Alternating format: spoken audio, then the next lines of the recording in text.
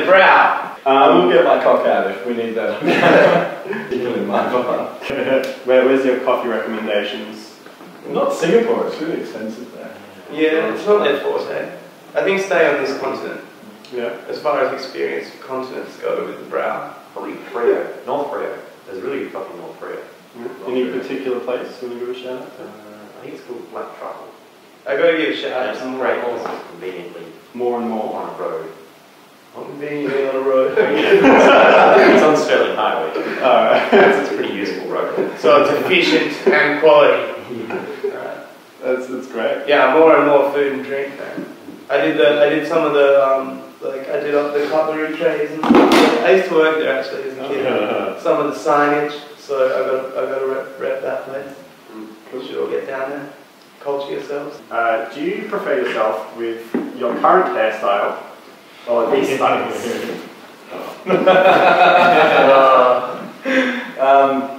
Definitely the circa 2002 haircut. 2002, you reckon? Yeah, some point. You're a very mature 10-year-old. Alright, let's be realistic. That might have been 2007. That was last week. Yeah. We've got another one we don't really need. We don't really need to put another one on there. Did you have long hair then as well? Because you haven't dug deep enough. Carrie in primary school, often mistaken as a girl. Yep.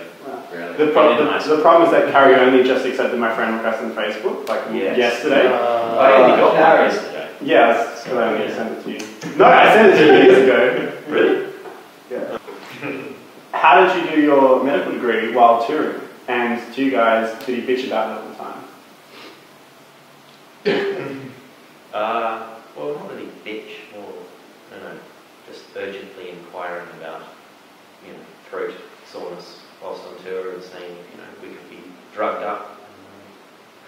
I'm not sure Carrie understood the question, but for my part, it's sort of I don't know, with varying difficulty.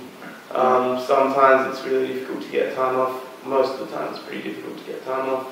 There was a lot of sort of flying out Wednesday night, playing 4 shows, flying back Sunday night, straight from the show, just getting changed in the car and going to uni, and doing that for a few weeks. But there's also been a bunch of tours that have coincided quite happily with time that I could sort of be a bit more relaxed about. But yeah, it's definitely sort of makes it another level of sort of pain. But yeah, I enjoy both, and you're not going to not go on tour, right? Yeah. So, I mean, it's in our best interest because we'll be able to steal this prescription pad. No, yeah. I don't think it works out. And also it's like the best rapper name ever, like Dr. Fear.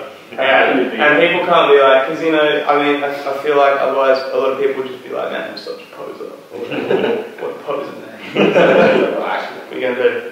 Check my birth certificate. What's the worst show or worst crowd you've ever played to? Ooh. Oh, there's a few. Few words.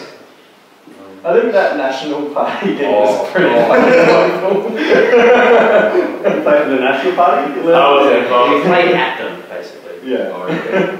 we didn't actually realise that was the National Party until we rocked up. But it was like a private function, I think, and it just ended up being like a It was like national party. it was like their annual gala dinner. It's quite funny because we're so left-wing as well. I mean, we've played a lot of green shows since to cleanse us. Didn't they not pay you or something? Well, they threatened to not pay. Well, okay, so partway through the show, there was a lot of old country hicks coming onto stage and mid-song requesting we not play that song. And then as soon as we got to the intermission of the first set, because we were already playing for 20 minutes at the start, the organiser, because I think it was her secretary that booked the gig for us, the organiser gave us a list of 50 songs to learn in the next 5 minutes, all pretty much by Jimmy Barnes. And then I tried to politely explain to her, it doesn't really work like that. And then she threatened to not pay us. And this was going to be funding our first national tour, so it's a little bit heated. And we had a mischievous rapper back then that liked to stir the pot a bit and kind of riled her up. And she was a little bit intoxicated, the lady that was yelling at us. And we were like in Crazy nationals. they created a foyer, like in the foyer of Burswood, they created like a sectioned off room, but there was no roof. They just got like some dividers for us to sit and have dinner and stuff. And she was yelling at us in this room, and they had the Wicked musical on at the same time. And there's all these people in the foyer, and then it was just like her saying, "I'm the fucking boss of this fucking situation. You do whatever the fuck I say." And then like Burswood staff had to come in and take her away. So there you go. Don't look at Oh, that's great. Like we used to be really right wing, but that just opened up. that's tongue in cheek. Just to clarify for the viewers. I was all about economics and business bonds up until that point. Yeah. And then Although Sky does something. trades in the stock market. Really? Yeah. Yeah, believe it or not. I think he's made about $30 or something. Well, while we're hitting the really hard-hitting questions, who pulls the most? You guys know very well. Oh, we already know. Question you asked. You guys know what goes on tour. It's probably Sky. It's Callum. These days it's Sky. Callum Callum the camel. He's got camel. Ah, Actually, man, he does pull girls. Mm-hmm. We've had like photo ops where girls have taken the paper mache camel into the photo booth, gotten heaps of photos with the camel, like making out with it and stuff. And the band were just sitting there like, yeah, we played too. He was on stage and he is the star. And he has a giant hole in his anus now. I'm not sure if it's connected. I mean, someone along the line seriously fisted that paper mache camel. Oh, they said we could take it. No, they're sure. In 2010, you guys were saying that you were releasing a debut LP. Fuck you. It's on the way. This time. We really did say that. That's so funny. Look, a few people had children. Like I had my first child. Came out quite nice. Nick had food, baby. Yeah. Just took a while. No, we released 2 EPs between then and now, and we're actually currently recording our first full-length album. So we've recorded most of the first album. We're in the process, actually. Oh, alright, in the process. We're 4 tracks in. Stages. Yeah. It's on. Website? PersianRugsEmporium.com. Yeah, the mini cat. No, it's www.thebrow.com.au. Awesome. Not the Brown Horn Orchestra, or the Brown Hall Orchestra? Don't start with me. Full name, just throwing it out. Cool. What are you guys plugging? No plugging. Do later. I'll just type it over you guys' faces. It's going to be great. No. Probably not public. We're going to circle and say like one line of a story each. Nothing to the band. We're just going to create a beautiful story. Oh, once upon a time, Carrie threw his arms around. He was disgraced and distraught.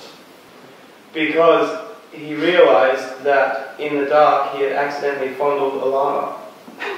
But luckily the llama was a hen and passionately made sweet love to thus little beast, and then 'twas all okay.